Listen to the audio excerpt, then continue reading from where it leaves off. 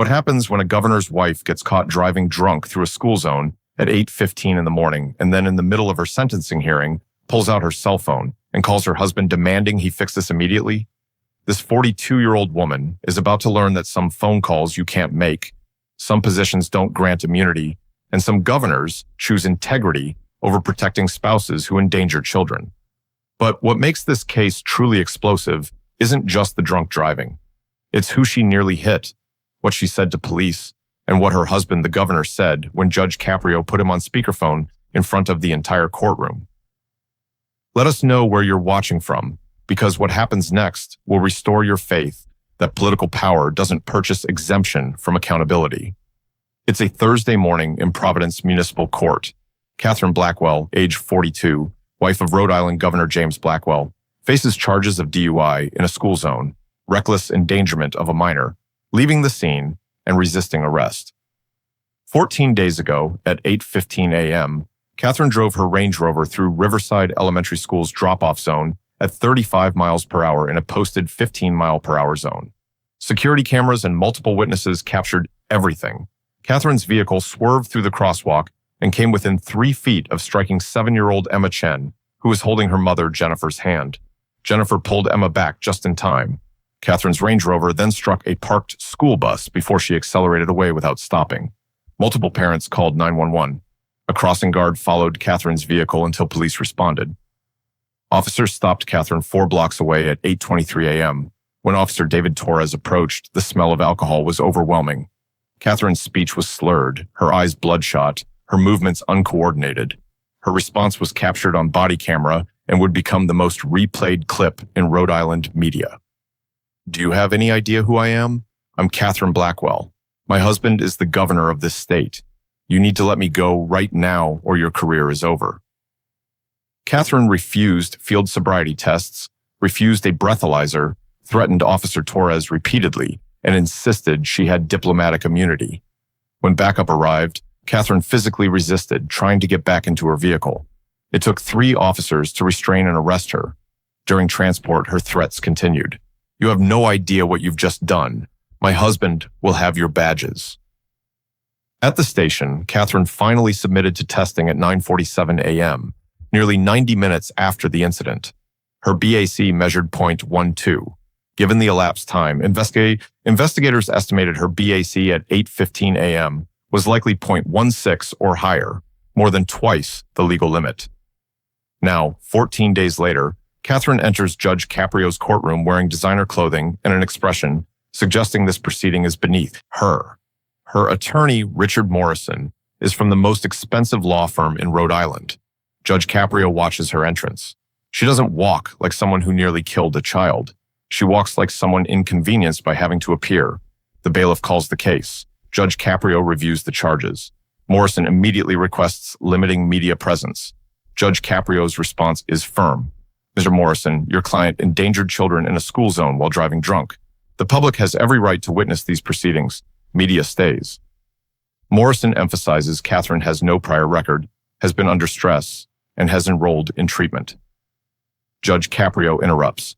Mr. Morrison, your client's stress level is not a legal defense. We're here to address the fact that she drove drunk through a school zone and nearly killed a 7-year-old child. If you're not subscribed, hit that button right now because what happens next will show you exactly what happens when someone tries to use their spouse's political position to avoid accountability for endangering children. Judge Caprio asks Catherine directly, Mrs. Blackwell, do you understand the severity of these charges? Catherine's tone is dismissive. Yes, Your Honor, but the situation has been significantly exaggerated. The media has blown this out of proportion. Exaggerated? Judge Caprio picks up the police report. Mrs. Blackwell, you drove through a school zone at more than twice the speed limit with a back of .12. You came within 3 feet of hitting a child. You struck a school bus. You fled. You threatened officers. These are facts, not exaggerations. Catherine shifts uncomfortably. Your Honor, I had taken prescribed medication. I didn't realize it would interact with wine from the night before. Judge Caprio's expression hardens. Mrs. Blackwell, your BAC at 9:47 a.m. was .12. That's not residual from the previous evening. That indicates drinking that morning. Catherine has no response. Her attorney claims she's been cooperative. Judge Caprio cuts him off. Mr. Morrison, body camera shows your client threatening officers, refusing cooperation, physically resisting, and claiming immunity. That's not cooperation. That's obstruction. He plays the body camera footage. Catherine's slurred voice fills the courtroom. Her refusal to exit the vehicle, her threats about ending careers, her insistence on immunity, her physical resistance. Parents from the school that morning are present. Several cry watching Catherine threaten the officers protecting their children. Judge Caprio asks if she recognizes herself in the video. Yes, but I was in shock. I wasn't thinking clearly. Mrs. Blackwell, the video shows you thinking clearly enough to threaten 3 officers with termination. That's entitlement, not shock.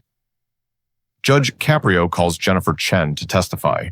Jennifer describes walking Emma to school, holding her hand in the crosswalk, seeing Catherine's Range Rover swerving toward them at high speed, the split-second decision to pull Emma back, the sound of the vehicle passing so close she felt the wind.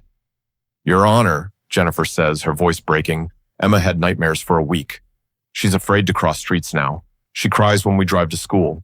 She's 7 years old and traumatized because someone drove drunk through a school zone. Judge Caprio asks if Catherine has reached out to apologize. No, Your Honor, nothing. It's like Emma doesn't matter. Judge Caprio looks at Catherine. Mrs. Blackwell, you nearly killed this child 2 weeks ago. Why haven't you reached out? Her attorney explains legal counsel advised against contact. Judge Caprio's voice becomes sharp. Mr. Morrison, protecting legal position doesn't excuse moral obligation. Your client endangered this child and hasn't shown basic human decency to apologize. Catherine speaks defensively. Your Honor, I've been advised not to discuss the incident. I'm following legal advice. You're prioritizing protecting yourself over acknowledging harm to a 7-year-old. That tells me everything about your priorities.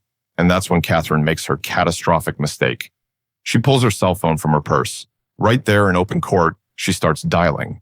Judge Caprio's voice cuts like a blade. Mrs. Blackwell, what are you doing? I'm calling my husband. This has gone far enough. He needs to know what's happening here. The courtroom gasps. Mrs. Blackwell, put that phone away immediately. Catherine continues. My husband is the governor. He has a right to know this court is treating me unfairly. Judge Caprio's voice becomes ice cold. Mrs. Blackwell, you are facing criminal charges for endangering children, and you just tried to call your husband to intervene in judicial proceedings. That is contempt of court. Catherine lowers the phone, but the damage is done. She just proves she believes her husband's position can override the judicial system. Judge Caprio makes a legendary decision. Bailiff, retrieve Mrs. Blackwell's phone. Mrs. Blackwell, you wanted to call your husband. I'm going to give you what you wanted. We're talking to Governor Blackwell right now. Catherine's face goes pale. Judge Caprio instructs the clerk to contact the governor's office. Within minutes, they have him on speakerphone. Governor Blackwell, this is Judge Frank Caprio. Your wife is here for sentencing regarding DUI charges in a school zone. She just tried to call you during proceedings, so I'm putting you on speaker. There's a pause. Governor Blackwell's voice fills the courtroom, tense but steady. Your Honor, I apologize for the interruption. My wife should not have contacted me during court. Judge Caprio continues. Governor, your wife drove drunk through a school zone at 8:15 a.m. She nearly struck a 7-year-old in a crosswalk. She hit a school bus and fled. She threatened officers. And just now, she tried to call you to intervene. Are you aware of these facts? Another pause. Your Honor, I've been aware. Since the incident. I've reviewed the reports. I've seen the footage. I'm aware of everything. Catherine interrupts. James, tell him this is excessive. Governor Blackwell continues as if he didn't hear. Your Honor, I need to say something for the record. Judge Caprio responds. Please proceed, Governor. What Governor Blackwell says next will shock everyone and end his political career within 6 months. Your Honor, I want to make something absolutely clear. I am not calling to request leniency. I am not asking for special treatment. I am not intervening in any way. Catherine's eyes widen. What I am doing is supporting whatever decision this court makes. My wife endangered children. She drove drunk through a school zone during morning drop-off. She nearly killed a 7-year-old girl. She threatened officers. These actions are indefensible. Judge Caprio asks the critical question. Governor, are you asking this court to show leniency because of your position? Absolutely not, Your Honor. I'm asking you to treat her exactly as you would any other defendant. Her last name doesn't grant immunity. Her marriage to me doesn't erase her actions. She endangered children, Your Honor. Children whose parents trusted that school zone to be safe. Catherine whispers urgently. James, what are you doing? Stop this. Governor Blackwell hears but continues. Catherine, I told you 2 weeks ago to take responsibility. I told you to apologize to the Chen family. You chose not to listen. The courtroom is silent, except for Catherine starting to cry. Governor Blackwell's voice becomes emotional. Your Honor, if I may address the Chen family directly if they're present. They're here, Governor. Please proceed. Mr. and Mrs. Chen, I want to apologize on behalf of my family. My wife's actions endangered your daughter. She showed no regard for Emma's safety. She didn't stop to check if Emma was okay. She didn't reach out afterward. That behavior is shameful, and I'm deeply sorry. Jennifer Chen is crying. Her husband holds her. Governor Blackwell continues. I have 2 children. The thought of someone driving drunk through their school zone makes me physically ill. What my wife did was wrong. It was criminal. She needs to face full consequences. Judge Caprio asks, Governor, anything else? Yes, Your Honor. Whatever sentence you determine is appropriate, you have my complete support. I will not intervene. I will not use my position to protect my wife from accountability. I've spent my career on criminal justice reform, on equal application of law. I can't advocate for those principles publicly and then ask for exceptions privately. The governor pauses. Your Honor, I also want to inform you that I've decided not to seek re-election next year. The decisions I need to make regarding my family are incompatible with public service demands. The courtroom erupts. Catherine looks like she's collapsing. Judge Caprio maintains order. Governor Blackwell, thank you for your candor. The call ends. Catherine stands alone, completely exposed. Judge Caprio's voice cuts through chaos. Mrs. Blackwell, your husband just told this court to treat you like any other defendant. Let's do exactly that. The sentence is comprehensive. For DUI in a school zone, $5,000 fine, 1-year license suspension, ignition interlock device for 2 years, mandatory treatment. For reckless endangerment, $3,000 fine and 200 hours community service with drunk driving victim organizations. For leaving the scene, $1,000 fine. For resisting arrest, $500 fine. For threatening officers, $1,000 fine. For contempt of court, $2,000 fine. Total monetary penalties, $12,500. He orders restitution for school bus damage, $2,300. Emma's therapy costs, $1,500 and ongoing. Letters of apology to the Chen family, officers, parents, and school staff. 3 high school speaking engagements. Total financial impact, $16,300 plus ongoing costs. Catherine's attorney objects. Judge Caprio silences him. Mr. Morrison, your client drove drunk through a school zone at 8:15 a.m., going 35 in a 15 zone. She came within 3 feet of killing a child. She hit a school bus. She fled. She threatened officers. She tried to call the governor during sentencing. Every consequence is proportional. This sentence stands. As Catherine is processed out, she walks past the Chen family. Jennifer holds Emma's photograph. Catherine doesn't stop, doesn't apologize, doesn't look at them. Michael Chen stands. Your Honor, my daughter is 7. She loves school. She loves walking, holding her mother's hand. Mrs. Blackwell almost took that away, and even now, she couldn't look at us. But you made sure she understands our daughter matters, that being married to the governor doesn't mean you can endanger children without consequences. Thank you. Judge Caprio nods. Mr. Chen, Emma has always mattered. This court just made sure Mrs. Blackwell learned that. Within hours, the audio goes viral. Governor Blackwell's statement trends everywhere. 3 days later, he announces separation. My wife's behavior was unacceptable. Her refusal to take responsibility is unacceptable.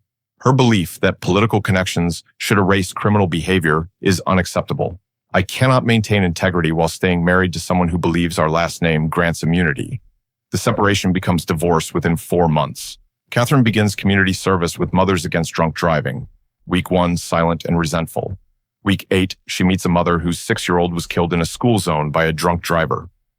The parallels are impossible to ignore. Week 12, she organizes a memorial event.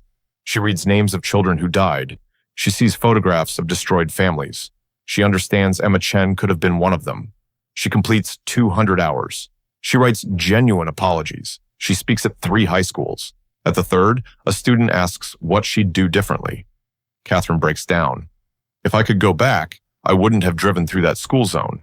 But most of all, I would have stopped after nearly hitting Emma. I would have made sure she was okay. I would have apologized. I would have taken responsibility instead of running. 8 months later, Catherine meets the Chen family. Mr. and Mrs. Chen, I drove drunk through your daughter's school zone. I nearly hit Emma. I didn't stop. I threatened officers. I tried to use my husband's position. I was wrong about all of it. I'm sorry, Jennifer responds. I appreciate your apology, but understand something. I don't forgive you because you suffered consequences. I forgive you because Emma needs to see forgiveness as possible. But I will never forget that split second when I pulled her back. I will never forget thinking I was about to watch my daughter die. Don't ever forget that moment either. 1 year later, Catherine has completed all requirements. She continues volunteering. She's learned that respect isn't inherited through marriage, and children's lives matter more than anyone's reputation. Governor Blackwell completes his term and leaves politics. He focuses on his children. When asked if he regrets his decision, his answer is always the same. I don't regret choosing integrity over protection. I don't regret supporting equal justice.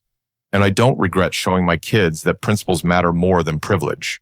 Don't forget to subscribe for more courtroom moments where political power meets accountability. Hit that like button. If you believe calling your husband the governor during sentencing reveals everything about entitled thinking, drop a comment about whether Governor Blackwell made the right choice. Catherine Blackwell walked into court thinking her husband's position would save her. She called him expecting rescue. Instead, she heard him tell Judge Caprio to treat her like anyone else. She heard him announce he was leaving politics. She heard him choose Emma Chen's life over protecting his wife. And that phone call became the moment that ended her marriage, ended her husband's career, and finally taught her that some things matter more than power. That's justice. That's integrity. That's the legacy of Judge Frank Caprio.